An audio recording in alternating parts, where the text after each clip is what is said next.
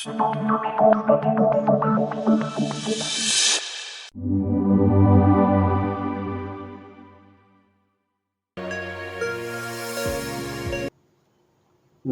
દર્શક મિત્રો, આજે આપણે સિને સરિતાના સોનેરી સંભાળના વિભાગમાં ગુજરાતી ફિલ્મોની અંદર અમદાવાદની અભિનેત્રીઓએ આપેલા યોગદાનની વાત કરીશું.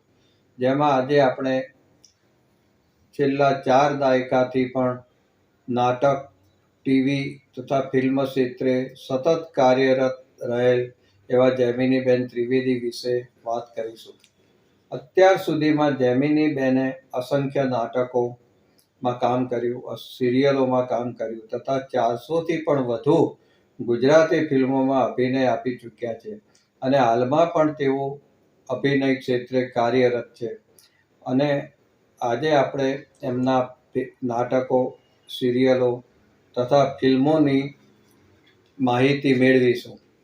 ગુજરાતી રંગભૂમિ પ્રત્યે તેમને અનેરો પ્રેમ છે. નાનપણથી જ તેઓ નાટકોમાં ભાગ લેતા હતા અને પછી યુવાન વયે HK કોલેજમાં પણ તેઓ અભ્યાસ દરમિયાન નાટકોમાં કામ કરેલ. ત્યારબાદ અમદાવાદની રંગભૂમિ ઉપર નાટ્ય ક્ષેત્રે પ્રવેશ કર્યો, જેમાં તેમણે અભય શાહ, દેવેન્દ્ર શાહ, જયેન્દ્ર મહેતા, જયશ્રી પરીખ, વૈશાલી પટેલ જેવા નાટ્ય નિર્માતાઓના નાટકોમાં તેમને અભિનય આપીને પોતાનું સ્થાન નાટ્ય ક્ષેત્રે જમાવ્યું છે. નાટકોની વાત કરીએ તો તરસ્યો સંગમ, ધૂપસળી, પાલવડે બાંધી પ્રીત, જામી પડેલા જમૈરાજ, સગા સૌ સ્વાર્થના, સાથિયા પુરાવો રાજ, શૂન્યના સરવાળા, આંખે કંકુના સૂરજ આથમ્યા, દાવપેચ, મંગલ ફેરા, કોના બાપની દિવાળી જેવા, રંગીલી રાધા જેવા અસંખ્ય નાટકોમાં કામ કર્યું. અને તેમણે ખાસ તો કાચી દિવાલ સંબંધોની એ નાટકમાં તેમણે પોતે નિર્માણ પણ આ નાટકનું કર્યું છે, અભિનય પણ આપ્યો છે અને દિગ્દર્શન પણ તેમણે સંભાળ્યું છે. તો કાચી દિવાલ સંબંધોની તેમનું ખૂબ જ સફળ રહેલું નાટક છે. હવે આપણે વાત કરીશું સિરિયલોની.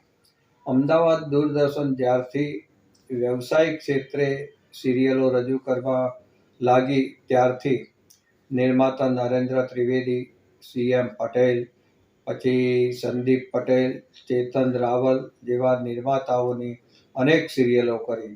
જેમાં કોને હતી એવી ખબર, હું તો ઊંટી, ગરબડ ગોટાળો, રંજુ સંજુ, સંઘર્ષ, મોટી બા તથા રામાનંદ સાગરની ભગવાન શ્રી કૃષ્ણ અને આલિફ લૈલા જેવી સિરિયલો, હિન્દી સિરિયલોમાં પણ તેમણે કામ કરી ચૂક્યા છે.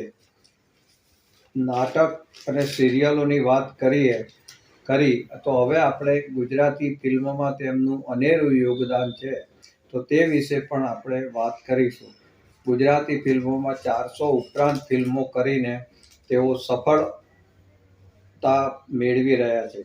તેમણે અભિનય કરેલ ફિલ્મોના નામ આપણે જોઈએ તો એની યાદી બહુ જ લાંબી બને, પણ છતાં પણ એમના જે અવિસ્મરણીય તથા લોકપ્રિય ફિલ્મો છે તેમની વિશે વાત કરીશું.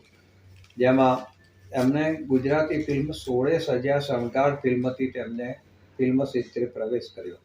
ત્યારબાદ ધરતીના અમી, દેશ રે જોયા, દાદા પરદેશ જોયા, રાજ રતન, દશામા ઉપર અનેક ફિલ્મો બની છે, 10 ફિલ્મો.